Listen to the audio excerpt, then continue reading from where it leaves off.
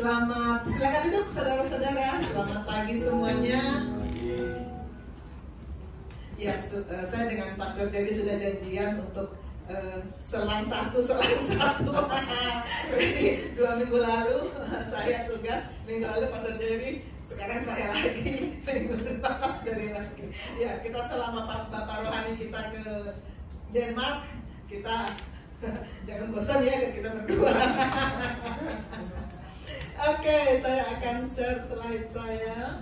Ya, pada hari ini kita akan melanjutkan sharing saya 2 minggu yang lalu tentang unshakable, hidup yang tidak tergoncangkan. 2 minggu lalu di tanggal 29 Oktober kita sudah masuk pada part 1 dari unshakable, dan hari ini kita akan masuk ke part 2 dari unshakable position, unshakable life. Dan seperti biasa, saya mengajak kita untuk kembali mendeklarasikan nats pembimbing. Saatnya kita berdiri, kita ucapkan dengan sungguh-sungguh deklarasi kita, surga mendengar. Ibrani 12 ayat 28, 1, 2, 3. Jadi karena kita menerima kerajaan yang tidak tergoncangkan, marilah kita mengucap syukur dan beribadah kepada Allah menurut cara yang berkenan kepadanya dengan hormat dan takut. Amin. Saudara sekalian, seperti biasa saya akan menggunakan sistematika what, why, how untuk kita sama-sama mendapatkan pengajaran Tuhan tentang unshakable part kedua ini. What, seperti biasa juga saya selalu buka kamus supaya jangan sampai salah memahami ya. Unshakable kalau kata kamus adalah kepercayaan atau perasaan atau opini strongly felt and unable to be changed. Kekeh marikah kalau bahasa Jawanya. Dalam pergaulan sehari-hari kalau kita saat dengan teman kan ada saja. Saya punya senior yang kami selalu juluki dia kekeh marikah. Dan yang seperti itu sebetulnya dalam kehidupan sehari-hari kurang menyenangkan sebetulnya. Nggak mau dengar pendapat orang, pokoknya pendapatnya benar sendiri. Kekeh marikah, unshakable untuk pendapat dia pribadi, itu nggak enak ya. Sedangkan kita sekarang bicara soal unshakable position di dalam firman, di dalam Tuhan. Kalau dalam bahasa Indonesianya saya ketik unshakable, terjemahannya adalah teguh. Teguh, unshakable di bahasa Indonesia adalah teguh. Kenapa? Kenapa Tuhan mau kita berada pada posisi yang unshakable, teguh? Karena perintah Tuhan, memangnya perintah Tuhan. Saya mengambil satu tokoh Alkitab di masa lalu di perjanjian lama, Yosua. Yosua ini kita kenal dong pasti, pengganti Musa, pemimpin bangsa Israel. Kalau Musa memimpin bangsa Israel dengan luar biasa dari Mesir menuju Kanaan, menaklukkan alam yang begitu buas, padang belantara, padang gurun, tidak ada air dan sebagainya. Yosua mengantar bangsa Israel masuk ke tanah Kanaan, menaklukkan bangsa-bangsa yang berdiam di situ. Dan ini tentu saja tugas yang pasti tidak mudah, karena bangsa Israel ketika standby di depan gerbang Kanaan, itu bangsa Israel itu bangsa pengembara, nggak ada peralatan apa-apa, nggak ada keterampilan apa-apa, bangsa pengembara disuruh menaklukkan bangsa yang sudah begitu kuat di tanah Kanaan. Tetapi Tuhan bilang begini di Ulangan 31 ayat 7, Musa yang ngomong, menyampaikan perintah Tuhan. Lalu Musa memanggil Yosua dan berkata kepadanya di depan seluruh orang Israel, kuatkan dan teguhkan hatimu, sebab engkau akan masuk bersama-sama dengan bangsa ini ke negeri yang dijanjikan Tuhan dengan sumpah kepada nenek moyang mereka, untuk memberikannya kepada mereka, dan engkau akan memimpin mereka sampai mereka memilikinya. Tuhan memerintahkan, kuatkan dan teguhkan hatimu. Unshakable. Ini di Ulangan, yang ngomong Musa. Di kitab Yosua, habis Ulangan kan Yosua. Kalau yang rajin baca Alkitab pasti apal tuh susunan kitab-kitab tuh. Kalau saya pelayanan dengan murid-murid saya, banyak yang nggak tahu, bahkan kitab pertama namanya apa juga nggak tahu, pusing. Sesudah Ulangan Yosua. Di Yosua ini Tuhan yang berfirman. Berfirmanlah Tuhan kepada Yosua. Dalam satu pasal ada 3 kali Tuhan bilang kuatkan dan teguhkan hatimu. Di ayat 6, kuatkan dan teguhkan hatimu sebab panjang ayatnya. Di ayat 7, hanya kuatkan dan teguhkan hatimu dengan sungguh-sungguh. Lalu ada lagi panjang. Dan di ayat 18c Tuhan menutup kalimatnya, hanya kuatkan dan teguhkan hatimu. Sampai 3 kali diulang. Berarti ini sungguh-sungguh Tuhan Allah sungguh-sungguh serius memerintahkan kepada kita, teguhkan hatimu, be unshakable. Itu sungguh-sungguh perintah untuk kita. Sekarang kita masuk di hal, karena saya hari ini memang mau titik beratkan pada bagaimana pola dasar membangun posisi hidup yang tak tergoncangkan. Bagaimana membangun posisi hidup yang tak tergoncangkan. Kita akan belajar dari 4 tokoh dalam Alkitab. Pertama, Rasul Petrus. Pasti semua tahu dong Petrus ya. Petrus, murid Tuhan Yesus ada berapa? Oh, pertanyaan gampang sekali, ada 12. 12 siapa masing-masing? Nah, ini mulai nggak hafal. Tapi dari yang nggak hafal itu Petrus pasti gampang disebut. Kenapa? Karena dia memang murid Tuhan yang paling menonjol, paling sering ditulis dalam perjalanan Tuhan Yesus. Kalau Tuhan Yesus bertanya, paling cepat yang jawab Petrus. Tuhan Yesus nyuruh apa-apa, paling cepat yang ngerjain Petrus. Saya pernah baca tentang kepribadian Petrus ini, katanya punya kepribadian sanguin. Sanguin itu selalu mau menonjol, mau dipuji, mau kelihatan. Sanguin itu. Di sini yang sanguin siapa? Itu Petrus. Suatu hari, nah kita baca dulu ayatnya ya. Di Matius 16 ayat 13 sampai 19. Supaya nggak ngantuk, supaya fokus, kita baca bersaut-sautan. Saya yang ganjil, Bapak Ibu Saudara yang genap. Saya mulai dari 16 ayat 13. Setelah Yesus tiba di daerah Kaisarea Filipi, ia bertanya kepada murid-muridnya, kata orang, siapakah anak manusia itu? Jawab mereka, ada yang mengatakan Yohanes Pembaptis, ada juga yang mengatakan Elia, ada pula yang mengatakan Yeremia atau salah seorang daripadanya. Lalu Yesus bertanya kepada mereka, tapi apa katamu? Siapakah aku ini? Maka jawab Simon Petrus, maka ada Mesias, anak Allah yang hidup. Ini Tuhan Yesus, ini ilustrasikan. Ini ilustrasi dari kejadian di masa lalu ketika Tuhan Yesus sedang memuridkan murid-muridnya. Dalam pemuridan, dalam Tuhan Yesus memuridkan murid-muridnya selama 3,5 tahun. Tuhan Yesus bekerja selama 3,5 tahun. Itu dia selalu bersama-sama murid-muridnya dan selalu berinteraksi dengan murid-muridnya. Pemuridan memang harus ada interaksi. Kalau nggak ngobrol, kalau saya nggak ngobrol dengan murid-murid saya di rumah sakit tempat saya bekerja, kan saya punya murid dan setiap hari pasti ngobrol. Kemarin Sweti datang ya, saya kasih bimbingan tentang sesuatu. Sweti sudah dokter, sudah lulus, sudah selesai koasnya, tapi masih datang karena masih mau dengar ilmu-ilmu baru. Saya menyampaikan sesuatu lalu kita berinteraksi, tanya jawab. Kalau murid bisa bertanya itu nggak gampang loh. Kalau murid bisa bertanya, itu berarti dia menyimak. Saya senang banget kemarin Sweti bertanya berarti menyimak.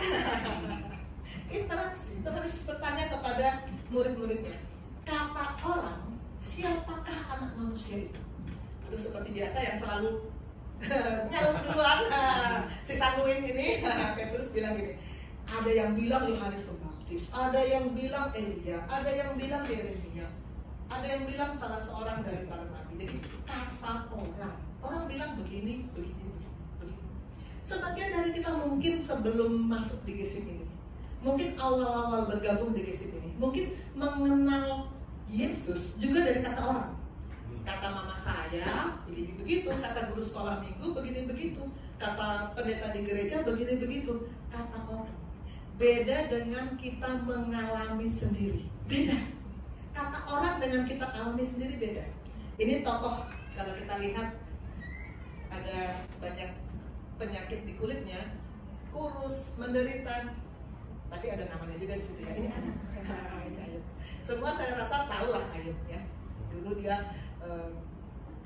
seorang kaya raya, hidup nyaman, takut akan Tuhan, tapi suatu saat Tuhan izinkan iblis berbuat sesuatu kepada Ayub. semua hartanya dirampas, anak-anaknya diizinkan mati, bahkan badannya sendiri diizinkan Tuhan diberi penyakit. Penyakit, kalau penyakit itu berat dan langsung mati, sebetulnya selesai. Jadi nggak ada, udah. Tapi kalau berat tapi nggak mati-mati, itu penderitaan sebenarnya. Baik yang punya penyakit maupun keluarganya, semua menderita. Saya punya pasien sudah berbulan-bulan di tempat tidur aja, nggak bisa ngapa-ngapain, apa-apa dilayani. Bukan cuma pasien itu yang menderita, keluarganya pun ikut menderita. Penyakit yang berat tapi nggak selesai-selesai, itu menyiksa. Dan itu dialami oleh Ayub. Kalau kita baca kitab Ayub sebetulnya kalau menurut saya sih, waktu saya belum sungguh-sungguh dengan Tuhan, termasuk kitab yang nggak mudah, susah mengerti karena panjang gitu ya. Nah, di akhir dari kitab Ayub ada kata-kata Ayub yang luar biasa, bilang begini, hanya dari kata orang saja aku mendengar tentang engkau, tapi sekarang aku sendiri memandang engkau. Artinya waktu awal-awal sebelum dia mengalami peristiwa yang luar biasa bersama-sama dengan Tuhan ini, awal-awal dia cuma tahu dari orang, walaupun dia dikatakan saleh, takut Tuhan, tapi dia cuma dengar dari orang. Tetapi sesudah Tuhan izinkan dia mengalami hal-hal yang tadi kita bicarakan itu, akhirnya dia bilang, sekarang mataku sendiri memandang engkau. Tuhan mau kita sendiri punya pengalaman bersama dengan dia, bukan cuma dengan kata orang. Tuhan tidak mau kita hanya kata dia, oh begitu, kata pendeta, oh begitu. Tuhan mau kita benar-benar mengalami. Seperti yang saya ceritakan 2 minggu yang lalu, saya mengalami bagaimana delay membuat saya nyampe Jakarta jam 2 pagi, berbalik hanya 2 jam 4 pagi saya bangun karena saya harus beraktivitas. Hari itu saya tidak merencanakan cuti. Saya, aku kuat gak esok panjang hari, karena saya aktivitas saya penuh sampai malamnya. Aku kuat gak? Aku akan sakit gak ya? Kalau saya sudah alami dan saya katakan saya tetap kuat menjalani hari itu, saya tetap bisa bersukacita, tetap bisa menyampaikan firman, tetap bisa menjadi berkat. Saya katakan saya mengalami Tuhan. Itu mengalami. Kalau kita nggak pernah mau punya masalah, kita nggak akan mengalami Tuhan. Tuhan mau kita mengalami. Dan mengalami Tuhan itu hanya bisa kalau kita mengenal Dia. Mengenal Dia. Paulus berkata, Filipi 3 ayat 8, malahan segala sesuatu kuanggap rugi karena pengenalan akan Kristus Yesus Tuhanku lebih mulia daripada semuanya. Oleh karena Dialah aku telah melepaskan semuanya dan menganggapnya sampah supaya aku memperoleh Kristus. Membandingkan hal-hal yang terlihat fisik, kekayaan, kecantikan, apalah yang kedudukan, itu hal-hal yang terlihat fisik. Selama ini kita kejar. Waktu saya belum sungguh-sungguh dalam Tuhan, saya mengejar banget tujuan saya kerja mau cari uang. Ya, karena saya kan harus menghidupi keluarga gitu ya. Tujuan saya kerja mau dapat posisi. Iya, karena saya kan orang yang rajin, jadi saya harus dong dapat posisi, dapat status yang setara. Karena saya berusaha betul-betul. Itu hal-hal yang kita terlihat secara fisik. Itu ketika kita belum sungguh-sungguh dengan Tuhan, kita menganggap itu yang kita kejar. Itu yang kita kejar. Nilai, mati-matian saya supaya mendapat nilai terbaik. Itu yang saya kejar sebelum saya sungguh-sungguh dengan Tuhan. Tapi sesudah saya memutuskan, sesudah saya masuk di GSIM ini, dimuridkan oleh Bapak Rohani, maka saya suka dapat dengan Paulus. Segala sesuatu ku anggap rugi, karena itu fisik itu tidak akan kekal. Fisik itu akan selesai pada saatnya. Pada saat nanti saya almarhum, pasti ada saatnya saya almarhum. Gak mungkin saya hidup terus kekal selamanya, gak mungkin. Pada saat saya almarhum, semua ilmu kedokteran saya miliki ikut almarhum kan? Ikut almarhum. Yang akan kekal itu kan roh. Roh, makanya pengenalan akan Kristus Yesus itu yang menentukan posisi roh kita. Semua kita anggap sampah kalau kita sudah mengenal sebetulnya Allah itu seperti apa, dan kita mengalami Allah itu. Baru kita seperti Paulus bilang, malahan segala sesuatu kok anggap rugi. Sekarang kita, dulu waktu saya belum sungguh-sungguh dalam Tuhan, saya ingin sekali sosial media saya itu memamerkan segala sesuatu yang yang bisa saya pamerkan. Oh, jalan-jalan ke tempat yang bagus saya pamerkan. Semua kita begitu kan? Makan di tempat yang enak kita pamerkan. Sosial media kita berisi pameran supaya orang dunia melihat kita. Sekarang saya nggak pernah lagi lakukan itu. Sosial media saya isinya edukasi dan firman. Semuanya aku anggap sampah. Karena pengenalanku akan Tuhan Yesus lebih mulia dari semuanya itu. Kita ingat Bapak rohani kita di awal Oktober bicara tentang Allah itu memang mau dikenal, memang mau. Kita harus berusaha untuk bisa mengenal Allah yang memang mau dikenal. To know God who want to be known. Kita sudah beberapa kali sesi ini disampaikan kepada kita kan, Allah memang mau dikenal dan kita memang harus mengenal Allah supaya kita bisa mengalami Allah. Dan disitulah kita bisa mendapatkan unshakable position.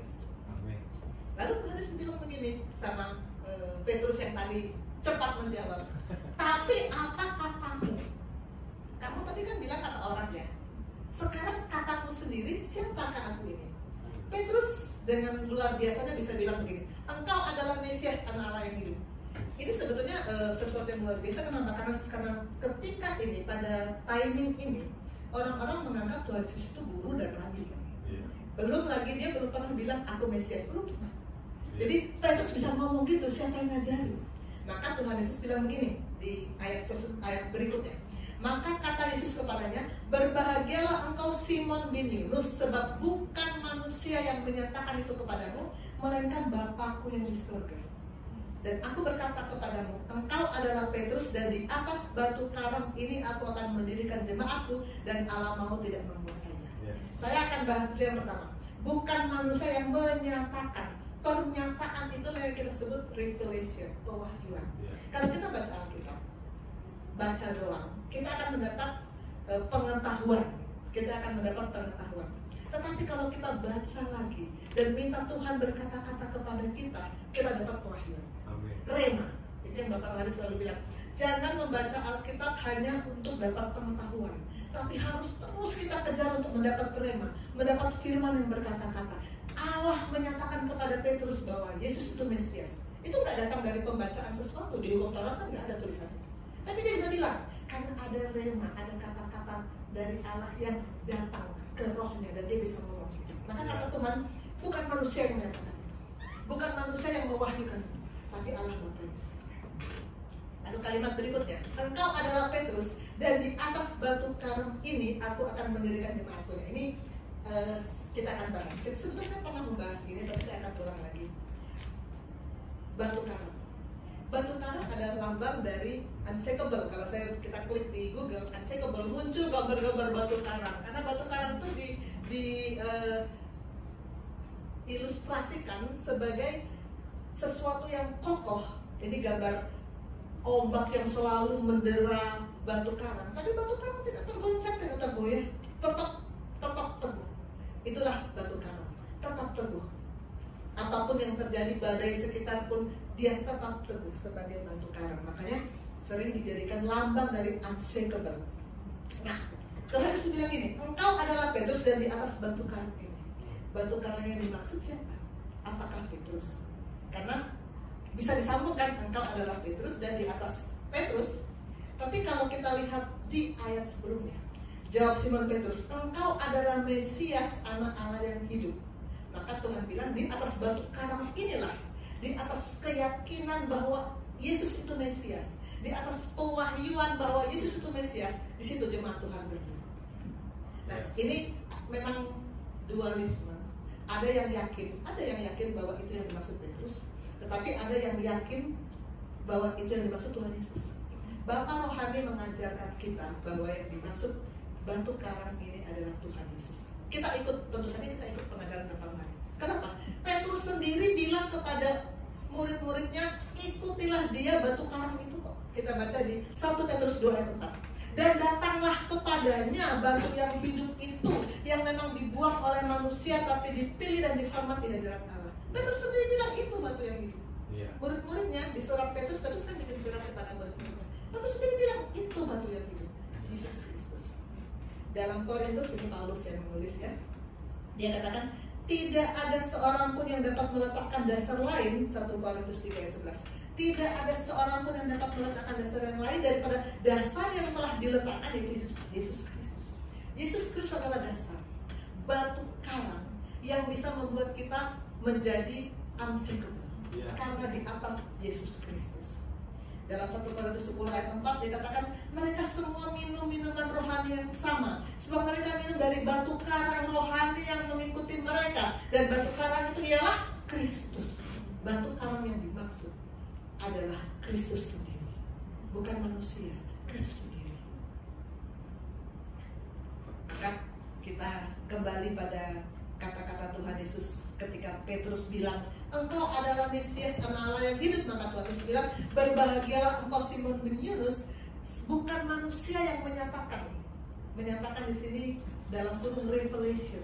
Revelation itu bukan dari manusia, bukan dari roh manusiamu, tetapi dari Bapakku yang di surga. Dan aku berkata kepadamu, engkau adalah Petrus, dan di atas batu karang yang dimaksud adalah firman yang dinyatakan. Di atas firman hidup, di atas rema, di firman yang berkata-kata, aku akan mendirikan jemaatku, dan alam maut tidak akan menguasainya. Itulah hidup yang unshakable, itulah posisi yang unshakable. Kalau kita di atas batu karang itu, di atas batu hidup itu, inilah dasar dari teologi yang benar dibangun. Kata-kata firman yang diucapkan. Bapak Rohani selalu bilang, khotbah ada saja yang ternyata tidak berisi firman, berisi pengalaman dari pengkhotbahnya, berisi opini dari pengkhotbahnya. Tapi di sini, di rumah Tuhan ini, setiap khotbah yang disampaikan harus berisi firman, karena firman itu adalah dasar untuk kita bisa hidup dan membangun kehidupan roh kita di dalam Tuhan. Amin. Tadi kita membahas Petrus. Sekarang kita ke tokoh yang kedua, Yohanes. Ada nama Yohanes di sini? Kayaknya ada ya? Nggak ada? Oh iya, benar. Saya pikir sepertinya ada jemaat kita. Kenapa tim gembala yang ada di Bali? Nama Yohanes. Oke. Selamat pagi, Pastor. Iya, Yohanes. Rasul Yohanes, salah seorang dari murid Yesus. Kalau tadi Petrus punya ciri khas selalu duluan, dia seperti pemimpin dari rasul-rasul gitu ya. Yohanes juga saya yakin kalau ditanya, sebutkan 4 aja murid Yesus, pasti Yohanes juga gampang disebut. Petrus pasti gampang, Yohanes pasti gampang, karena Yohanes juga terkenal.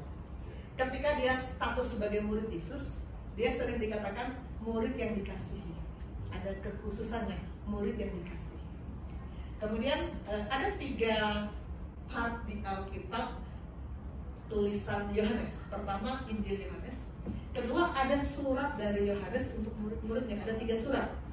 1 Yohanes, 2 Yohanes, 3 Yohanes. Itu Yohanes yang tulis. Dan salah satu ayat dalam Yohanes itu adalah ayat yang kita sering sekali dengar. 1 Yohanes 2 ayat 6. Saya kira sih Sarah semua hafal tuh. Sarah semua hafal. Coba kita ucapkan bersama-sama. 1 Yohanes 2 ayat 6.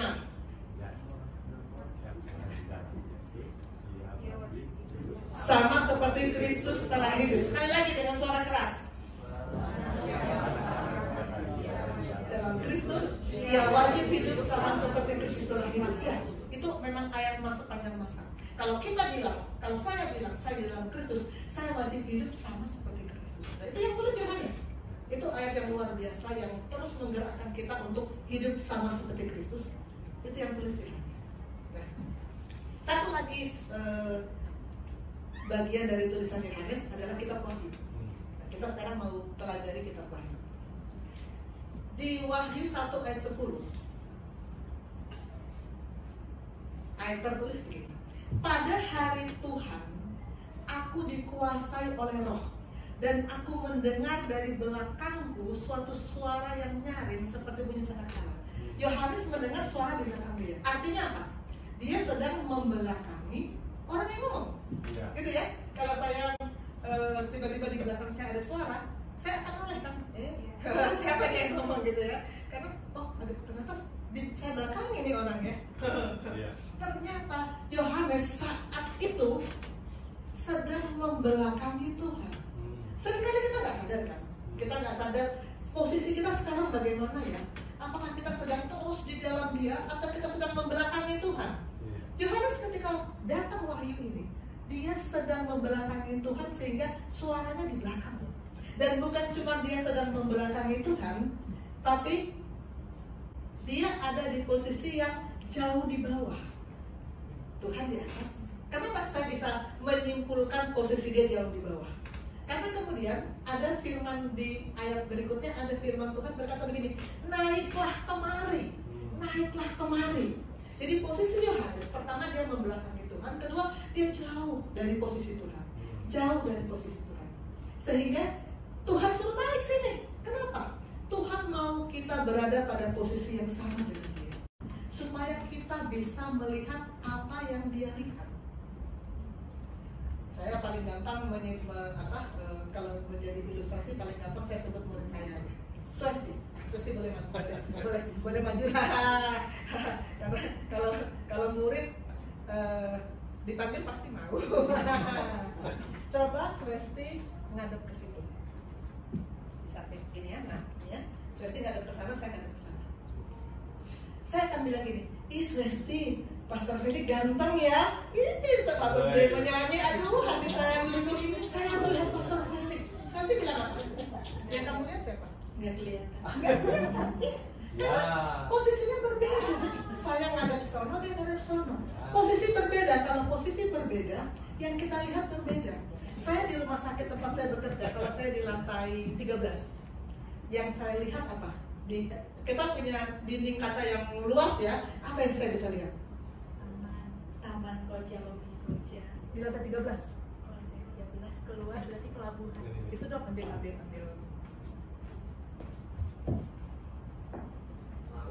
Kalau saya di lantai 13 itu ada kaca bening yang luas kan.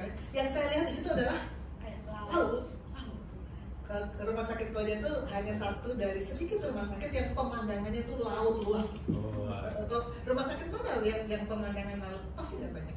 Itu indah sekali. Kita bisa lihat laut dan aktivitas kapal-kapal di situ. Dari lantai 13 tapi kalau Swasti di bawah.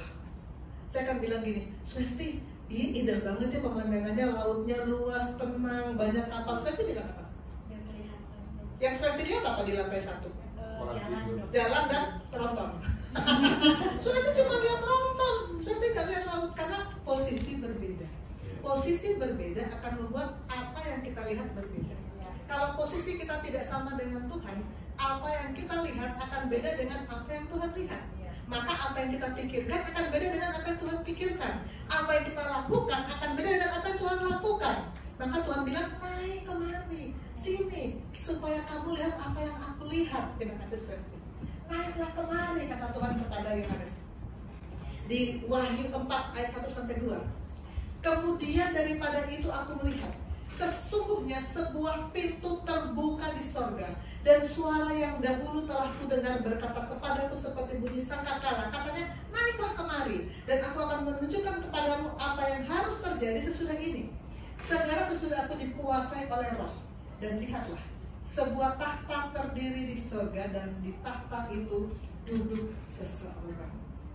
Ini yang waktu saya baca ini, yang pertama-tama menggelitik hati saya adalah kata-kata suara yang dahulu.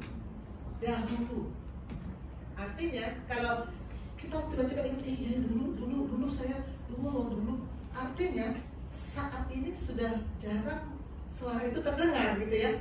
Dulu Yohanes selama 3,5 tahun tiap hari pasti dengar Tuhan Yesus ngomong. Karena murid-muridnya yang 12 itu ikut kemanapun Tuhan pergi loh, dari kota ke kota, dari desa ke desa. Apa pernah ada murid Tuhan cuti? Kalau kayak murid di kampus mah tiap sekian cuti. Murid Yesus nggak pernah ada cuti. Nggak pernah Yohanes bilang, Tuhan aku kangen sama bapakku Zebedeus, aku cuti dulu sebulan. Nggak ada ya. Ikut terus 24 jam sehari, jadi 7 hari seminggu, sepanjang 3,5 tahun. Artinya dia pasti dahulu tuh mendengar terus suara Tuhan, Tapi sekarang dia bilang suara yang dahulu telah kudengar. Artinya ada fase di mana dia mulai jarang mendengar suara Tuhan. Dia hanya mengandalkan masa lalu. Maka Tuhan bilang, naiklah kemari. naiklah kemari supaya kamu ada pada posisi yang sama dengan aku.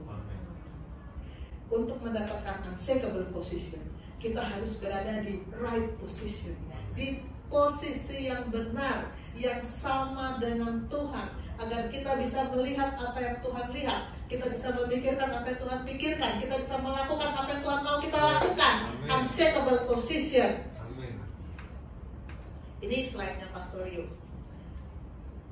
Posisi yang seharusnya kita dapatkan, itu posisi yang seperti apa? Naik kemana kita?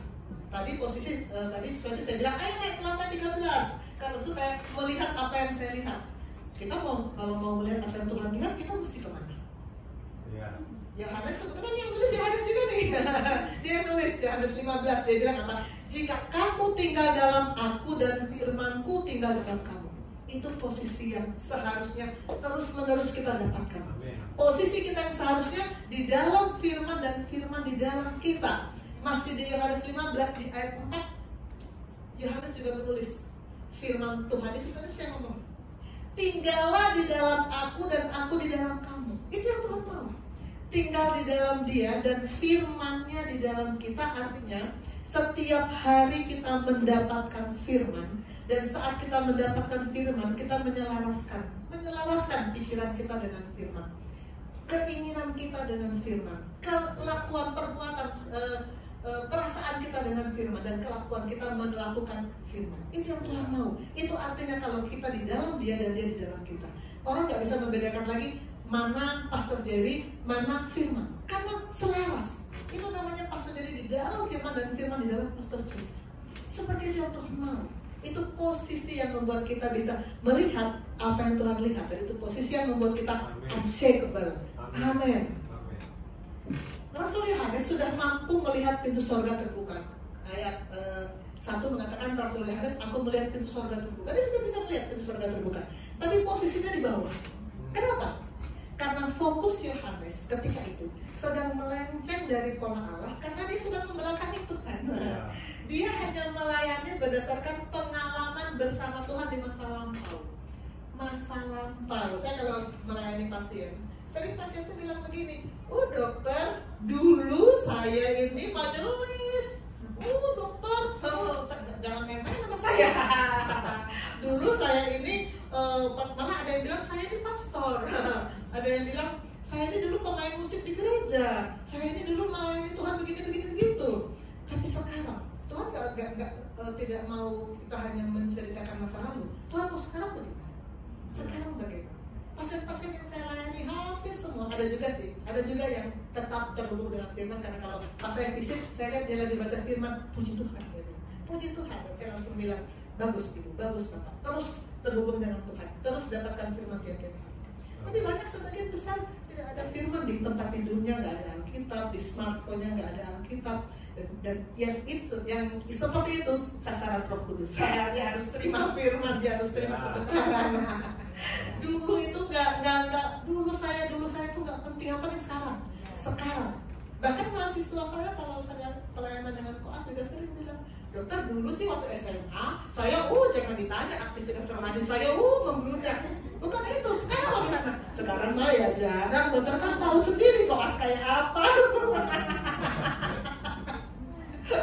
Lalu di ayat 2, aku segera diliputi oleh Roh. Artinya apa? Saat firman datang, Roh meliputi kita, dan Roh itu yang mereposisi kita kembali masuk dalam posisi yang benar di hadirat Allah. Ketika kata-kata firman rema datang kepada Yohanes, naiklah kemana? Maka Yohanes selalu bisa naik dan bisa melihat apa yang Tuhan mau dia lihat. Firman itu membuat Roh menguasai kita dan membawa kita naik ke posisi yang Tuhan mau kita berada. Agar kita bisa melihat yang Tuhan pikirkan, memikirkan apa yang Tuhan pikirkan, dan melakukan apa yang Tuhan mau. Amin. Kita diposisikan oleh perkataan Kristus. Firman, perkataan Kristus memposisikan kita, menghubungkan kita dengan Allah Bapa. Saya selalu mengilustrasikan ini sebagai pernafasan rohani. Inhale dan exhale. Saat kita inhale, kita memasukkan firman ke dalam hati kita. Saat kita exhale, kita mengucapkan kata-kata kita kepada Tuhan.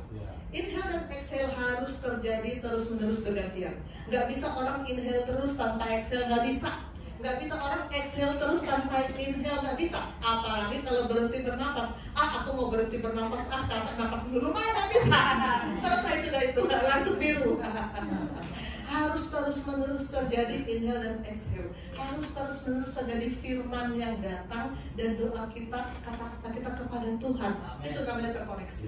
Itu namanya hidup yang unshakable. Amin. Unshakable. Kita sekarang tadi sudah Petrus, Yohanes, sekarang kita tokoh Alkitab yang ketiga. Ini kita ke perjanjian lama. Yeskiel. Sebetulnya ayat yang kita mau baca sekarang ini kita pernah saya bawakan ketika topik Destiny, part 1. Tapi karena ini terkait dengan unshakable, saya akan singgung sedikit lagi. Yeskiel 47 1-9. Kita baca lagi ya supaya fokus, supaya bangun.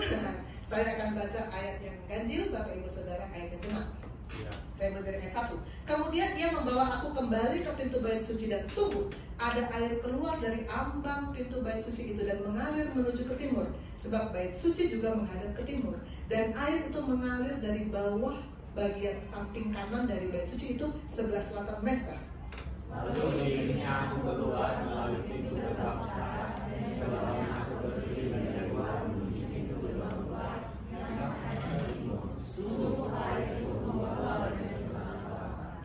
Sedang orang itu pergi ke arah timur dan memegang tali pengukur di tangannya. Ia mengukur 1000 hasta. Ia menyuruh aku masuk dalam air itu, maka dalamnya sampai di pergelangan kaki. Ia mengukur 1000 hasta lagi dan menyuruh aku masuk ke dalam air itu. Sekarang sudah sampai di lutut. Kemudian ia mengukur 1000 hasta lagi dan menyuruh aku 3 kalinya masuk ke dalam air itu. Sekarang sudah sampai di pinggang.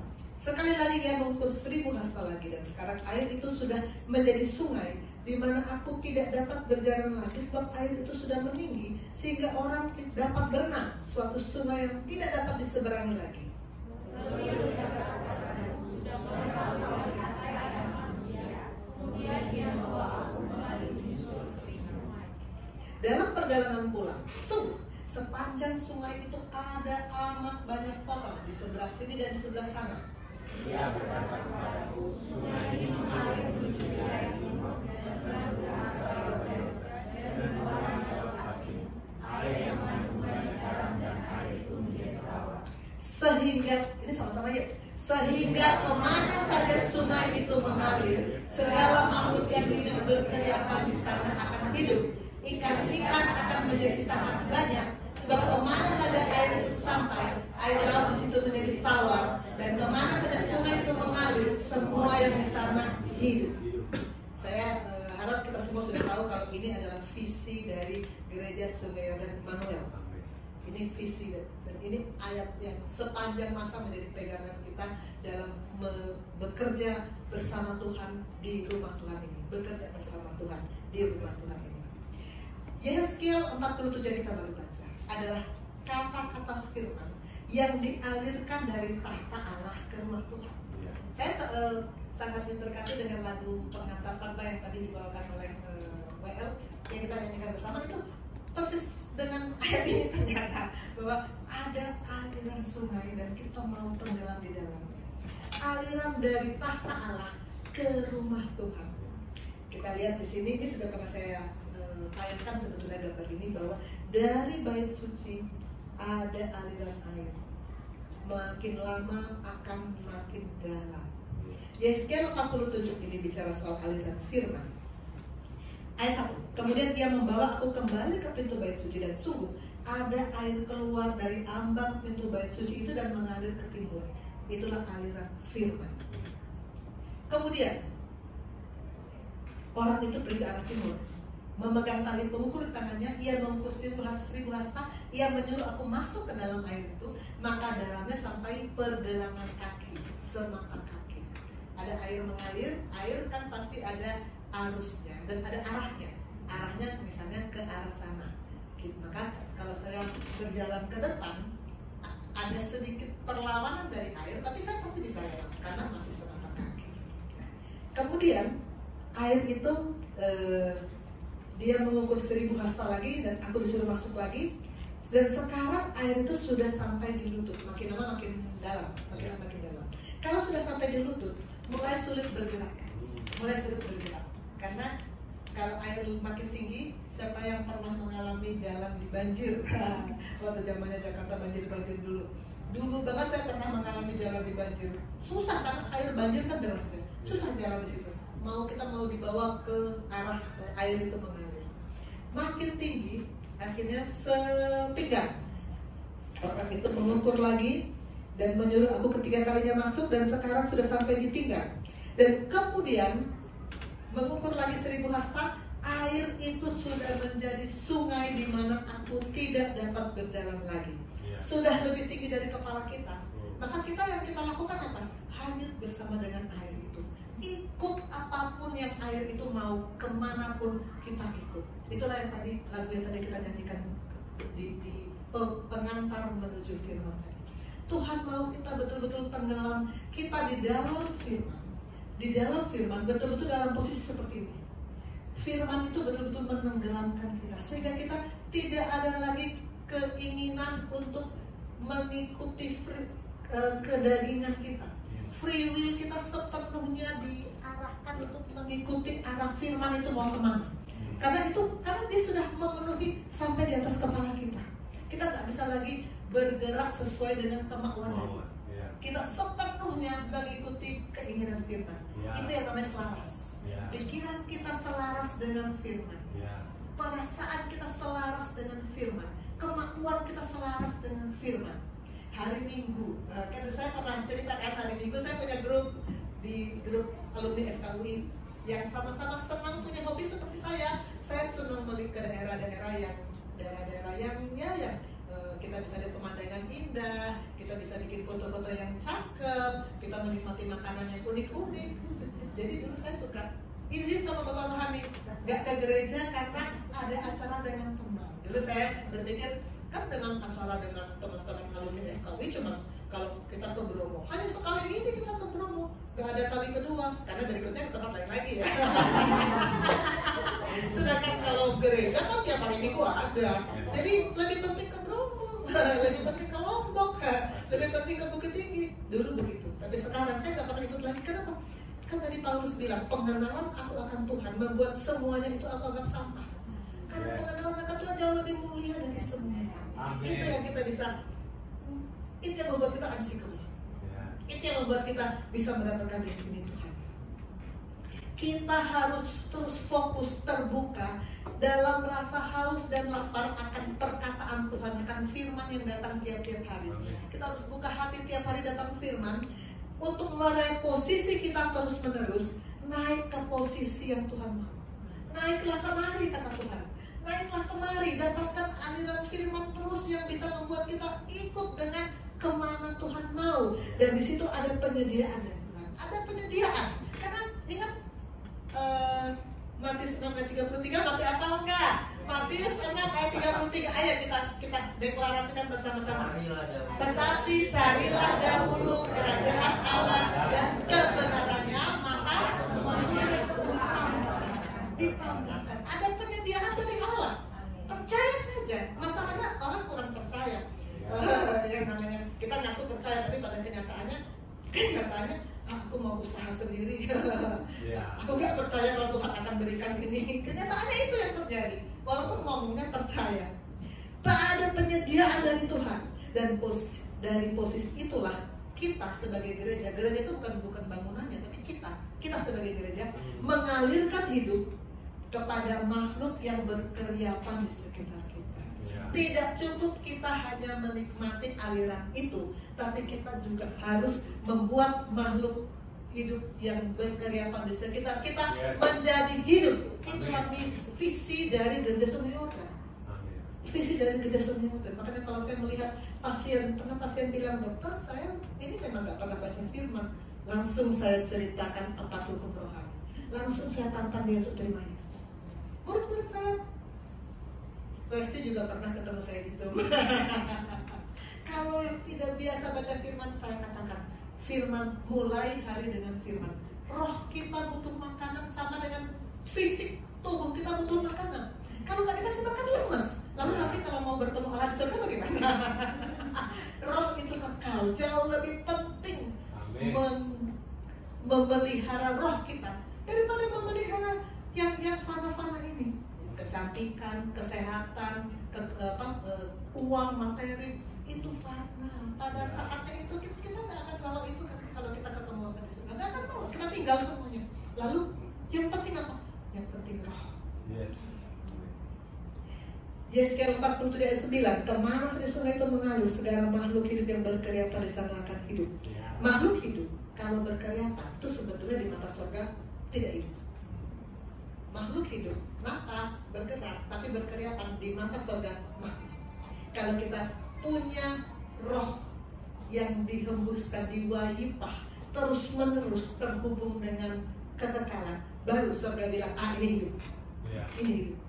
Pastikan saat ini kehidupan roh kita di mata surga, semua kita hidup terkoneksi dengan Allah. Dan aliran firman ini mesti kita bagikan kepada orang-orang sekitar kita, supaya orang-orang sekitar kita juga dari berkeriapan menjadi hidup. Karena itu visi yang Allah taruh dalam hidup kita. Amin. Yang keempat, nah ini saya mau tanya sama Pastor Jerry nih, saya mau tanya nih, tanya benar-benar mau konsultasi. Surat kepada orang Ibrani itu diyakini oleh sebagian besar orang ditulis oleh Paulus. Tapi ada tulisan-tulisan yang meragukan karena gaya bicaranya beda dengan Paulus. Nah, pengajaran Bapak Rohani ini yang menulis di Ibrani siapa?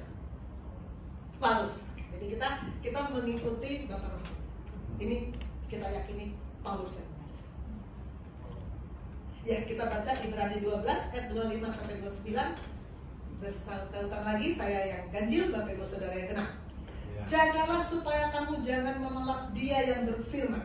Sebab jikalau mereka yang menolak Dia yang menyampaikan firman Allah di bumi tidak luput, apalagi kita yang berpaling dari Dia yang berbicara dari sorga. Waktu itu suaranya memgoncangkan bumi, maka sekarang Dia memberikan janji, asal bukan lagi aku akan menggoncangkan bukan hanya bumi saja, melainkan langit juga. Ungkapan satu kali lagi menunjuk pada perubahan, pada apa yang dapat digoncangkan, karena Ia dijadikan supaya tinggal tetap apa yang tidak tergoncangkan. Jadi karena kita menyembah yang tidak tergoncangkan, maka kita mengucap syukur dan beribadah Allah, secara yang benar kepadanya dengan hormat dan takut. Sebab Allah kita adalah api yang menghanguskan. Haleluya. Ini Ibrani ini menurut saya agak sulit dipahami, seperti Roma juga menurut saya sulit. Dan ini memang karena Paulus itu kan memang cendekiawan ya, Paulus itu memang cendekiawan, jadi dia bisa menulis yang berat-berat. Ibrani termasuk menurut saya nih lumayan berat. Kita akan pelajari bersama, kita mulai dari ayat 25. Ayat 25, jagalah supaya kamu jangan menolak Dia.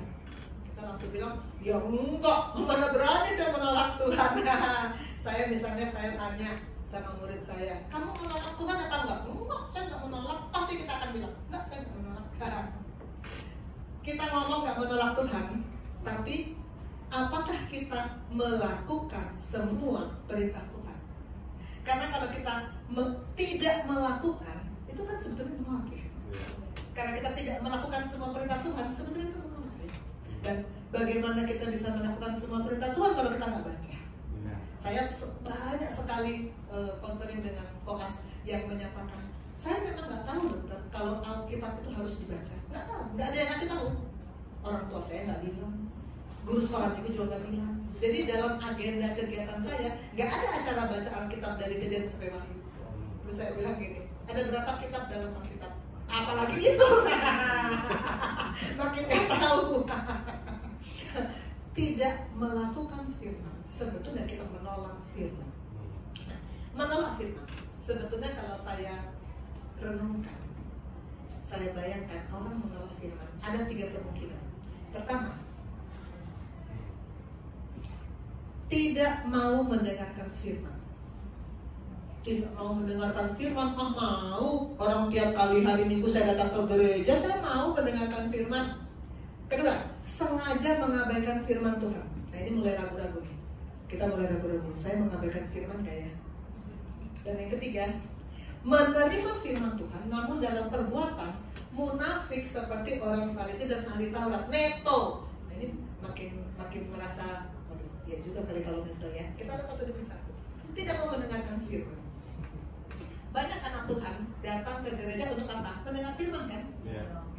Tetapi coba perhatikan aktivitas jemaat. Sesudah 5 menit pendeta khotbah, sebagian besar mulai begini loh. Jawab campur. Kok asli PD Koja kalau baru seminggu 2 minggu pertama bersama-sama saya di gereja ini, saya masih lihat kanan kiri, masih keluarkan ini jawab kalau masih awal-awal. Kalau sudah mulai banyak dimuridkan, mulai ketemu Pastor Jerry di Komsel, ketemu Pastor Rio di pemodulan, ketemu Bapak Rohani di Sunday Service, mulai berubah. Itu awal-awal, aktivitasnya. Kalau zaman dulu di gereja lama, zaman dulu kan belum banyak orang punya HP. Kalau mulai bosan sama khotbah, apa yang dilakukan? Baca warta, kan ada warta. Mereka pernah nyentil itu. Kalau saudara mulai satu-satu mulai buka warta, berarti udah mulai bosan. Satu firman. Saya dan Bu Elsa di gereja lamanya sama soalnya. Baca warta sampai semua hurufnya kita sampai musiman, karena kita bosan dengan khotbahnya. Jadi sebenarnya terima firman apa enggak? Duduk di gereja ya, mendengar sepertinya ya, tapi sebenarnya mendengar apa enggak? Di part 1 dari Priority kita belajar tentang Maria. Lukas 10 ayat 39b. Maria ini duduk di kaki Tuhan dan terus mendengarkan perkataannya, terus mendengarkan. Ya. Saya ingat murid saya siapa ya, Filbert ya, waktu itu bersaksi. Saya sih dengar khotbah dalam 5 menit pertama. Sesudah itu, saya mulai berangan-angan nanti saya mau habis ini mau ngapain, mau makan siang di mana, mau ketemu siapa. Ya, dia dengan jujur bilang. Tapi sejak dia saya haruskan bikin ringkasan khotbah, dia baru bilang, ternyata fokus mendengar khotbah itu ternyata benar-benar membuat saya mengerti apa yang disampaikan sama pastor. Dan iya memang harus fokus. Kebanyakan orang duduk mendengar seperti mendengar, tapi sebetulnya tidak. Sebetulnya kegiatannya keluarkan HP atau kalaupun nggak keluarkan HP, angan-angannya kemana-mana. Ya saya bilang, setiap pagi ia mempertajam pendengaranku untuk mendengar seperti seorang murid. Mendengar seperti seorang murid. Yes. Kalau Swesti kemarin hadir di klub, saya mengajar tentang apa ya? Tentang tata laksana pengobatan muntah darahnya, tentang muntah darah, bagaimana pengobatannya. Nah, kalau kalian yang duduk di ruangan itu benar-benar taruh perhatian, benar-benar menyimak apa yang saya bilang, maka apa yang saya bilang kalian bisa paham dan kalian nanti bisa lakukan kalau kalian punya pasien yang muntah darah. Tapi kalau kalian hadir, tapi mendengarnya bukan seperti murid. Mendengar seperti murid adalah betul-betul mendengar, menyimak, dan apa yang guru bilang saya akan bisa lakukan karena saya dengar. Itu murid. Tapi kalau cuma mendengar, nonton, menyaksikan saja. Saya menonton Dokter Susan ngajar, saya cuma menyaksikan aja gayanya gini. Dokter kalau ngajar nggak pernah diam, jalan ke sana jalan ke sana. Itu menonton, tapi tidak mendengar apa yang saya sampaikan. Begitu selesai ngajar saya tanya balik, bagaimana? Apa step pertama mengatasi orang yang muntah darah? Pasti tidak dijawab. Karena dia mendengar bukan seperti seorang murid. Ya saya bilang, Tuhan mempertajam pendengaranku supaya aku mendengar seperti seorang murid. Tuhan mau kita mendengar seperti seorang murid, bukan cuma nonton. Dua minggu lalu atau kapan saya pernah cerita, ada yang bilang saya baru nonton KKR. KKR ditonton. Nonton KKR. Ternyata yang maksud adalah KKR itu supaya pengunjungnya banyak, menghadirkan artis. Jadi yang dia tonton tuh artisnya. Makanya istilahnya nonton artis. KKR-nya mah ya gitulah. Tapi kami mau lihat artisnya. Tuhan mau kita mendengar seperti seorang murid, bukan seperti seorang penonton. Ya, betul. Kalau tidak, maka itu sama dengan menolak firman. Walaupun seolah-olah kita hadir, seolah-olah kita memperhatikan, menolak firman. Ya. Yang kedua, sengaja mengabaikan firman. Ini saya yakin sebagian orang mulai ragu-ragu. Saya mengabaikan firman apa? Karena firman itu kan banyak perintah Tuhan dalam firman, dan Tuhan mau kita melakukan semuanya kan, bukan cuma sebagian. Melakukan seluruh. Jika engkau mengasihi aku, maka engkau akan melakukan semua perintah. Itu kan kata Tuhan, semua, bukan cuma sebagian. Maka untuk saya kan dokter. Setiap hari saya bertemu pasien. Kalau pasien mulai curhat macam-macam, mulai curhat yang dokter saya takut mati, dokter kenapa saya nggak sembuh-sembuh, dokter saya lagi marah. Pernah ada pasien bilang, dokter saya lagi marah sama Tuhan, ngeri ya. Ada pasien curhat begitu, saya lagi marah sama Tuhan, kenapa Tuhan nggak sembuhkan, kenapa saya dikasih penyakit seberat ini? Memang berat penyakitnya. Maka untuk setiap sesi bertemu pasien, saya tidak boleh mengabaikan firman. Saya harus sampaikan firman. Dalam 2 Timotius, Paulus berkata di surat Paulus kepada Timotius, beritakanlah firman, siap sedialah, baik atau tidak baik waktunya. Saya nggak bisa bilang, saya kan lagi visit, ada suster, ada tim visit bareng-bareng saya, nanti aja enggak. Nanti kalau nanti sore dia meninggal, nggak bisa. Pokoknya sekarang Roh Kudus menggerakkan saya menyampaikan firman, saya sampaikan apa yang Tuhan mau. Karena Paulus bilang, firman Tuhan berkata, beritakan firman, siap sedialah, baik atau tidak baik waktunya, nyatakan yang salah, tegurlah, nasihati dengan segala kesabaran dan pengajaran. Mau mengabaikan firman? Firman berkata, beritakan firman. Mengabaikan atau melakukan? Kalau ada pasien bilang, dokter nyari di kaki saya kok nggak hilang, saya bilang ini, dokter atau ibu, dokter kasih obat, tapi yang menyembuhkan Tuhan. Ibu tiap hari baca firman ya, supaya terus terhubung dengan Tuhan. Firman itu Yesus sendiri. Kalau firman itu terus datang, maka kesembuhan akan datang. Kita harus bawa dia, arahkan pasien terus kepada Tuhan. Pasien bilang, saya sih gak pernah baca Alkitab. Nah ini pasti, ini sasaran Roh Kudus. Saya sampaikan 4 hukum rohani. Hukum yang pertama, hukum yang kedua, hukum yang ketiga, hukum yang keempat. Lalu saya bilang, ibu mau terima Yesus? Puji Tuhan, semua pasien yang saya tantang terima Yesus selalu bilang, saya mau. Langsung kita mengajak pasien terima Yesus. Karena apa? Ini sasaran Roh Kudus. Akan beda sekali nasibnya di kekekalan kalau dia belum terima Yesus dengan dia sudah terima Yesus. Penyakit fisik bisa banyak. Penyakit fisik ada yang memang nggak sembuh. Kita tahu penyakit ini nggak sembuh. Bukan target kita, bukan sembuh fisik. Target kita rohnya di kekekalan bersama-sama dengan Allah. Itu target kita. Murid-murid saya juga selalu saya arahkan. Banyak yang jarang baca Alkitab. Saya katakan harus baca Alkitab tiap hari, dan bukan cuma itu. Mulai hari dengan firman. Pagi hari kegiatan pertama baca firman. Karena ini maunya Tuhan. Kalau kita tidak mengabaikan firman, maka ini akan kita lakukan. Tidak mengabaikan firman. Sengaja mengabaikan firman berarti menolak. Dan yang ketiga, menerima firman Tuhan, namun dalam perbuatan ternyata munafik seperti ahli Taurat dan orang Farisi. Ahli Taurat dan orang Farisi selama 3,5 tahun pekerjaan Tuhan Yesus menjadi musuh abadi Tuhan Yesus kan. Kemana Tuhan Yesus bergerak, mereka ngikutin, cari-cari kesalahan, serang-serang ini, serang-serang itu. Begitu kan ahli Taurat dan orang Farisi. Lalu Tuhan bilang apa tentang mereka? Matius 23 ayat 3, sebab itu turutilah dan lakukanlah sesuatu yang mereka ajarkan kepadamu, tapi jangan kamu turuti perbuatan mereka, karena mereka mengajarkan tapi tidak melakukannya. Mereka nyuruh-nyuruh orang tapi mereka sendiri gak hidup seperti itu. Tuhan tidak mau. Itu namanya menolak firman. Menolak firman. Kita sering neto kan seperti itu.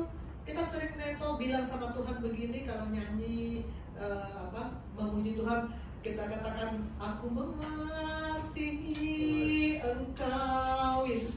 Tapi definisi mengasihi Yesus menurut saya adalah apa? Melakukan segala perintah Yesus. Apakah kita mau memenuhi definisi itu? Berarti kita ngomong doang kan? Kayak ahli Farisi dan ahli Taurat, ngomong doang mengasihi Yesus, tapi hidup kita tidak melakukan perintahnya. Itu namanya menolak firman. Menolak firman. Jangan sampai kita menolak firman, tidak mau mendengarkan firman, sengaja mengabaikan firman. Menerima firman tapi tidak melakukan, itu menolak firman. Ibrani tadi ayat 25 berkata, jagalah supaya kamu jangan menolak dia. Jagalah posisi hati kita, posisi roh kita, jagalah kelakuan kita agar kita tidak menolak firman. Kita sungguh-sungguh fokus mendengar, kita sungguh-sungguh tidak mengabaikan tapi melakukan firman. Bukan cuma neto sama Tuhan. Karena kalau tidak, kita menolak firman. Nggak luput nanti. Ayat 28. Jadi, karena kita menerima kerajaan yang tidak tergoncangkan, marilah kita mengucap syukur dan beribadah kepada Allah menurut cara yang berkenan kepadanya dengan hormat dan takut. Ini slide-nya Pastor Rio yang sudah beberapa kali saya keluarkan.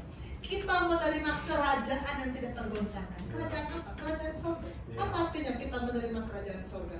Kalau kita membawa turun nilai-nilai kerajaan. Di mana kita dapat nilai-nilai kerajaan? Matius 5 ayat 7. Matius 5 sampai 7. Khotbah di atas bukit. Matius 5 sampai 7. Itu isinya nilai-nilai kerajaan. Kita harus baca. Saya sudah pengen tanya, saya kan sudah baca. Baca, renungkan, lakukan. Itu nilai-nilai kerajaan. Dan saat kita menerima itu, maka kita menerima kerajaan yang tidak tergoncangkan. Kalau kita menerima kerajaan yang tidak tergoncangkan, marilah kita mengucap syukur dan beribadah kepada Allah menurut cara yang berkenan kepadanya. Wah, berarti ada ibadah yang gak berkenan sama Tuhan. Ada. Bahkan ketika awal sejarah manusia, sudah ada ibadah yang gak berkenan sama Tuhan. Nih. Kalau sekolah minggu pasti tahu. Ini siapa?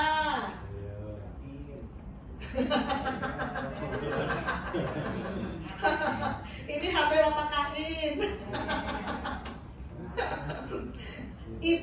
Persembahan Habel berkenan kepada Tuhan. Persembahan Kain tidak berkenan kepada Tuhan. Nah, kenapa? Kita baca dulu sedikit ya. Kejadian 4:1-5. Seperti biasa saya baca yang ganjil, Bapak Ibu Saudara baca yang genap.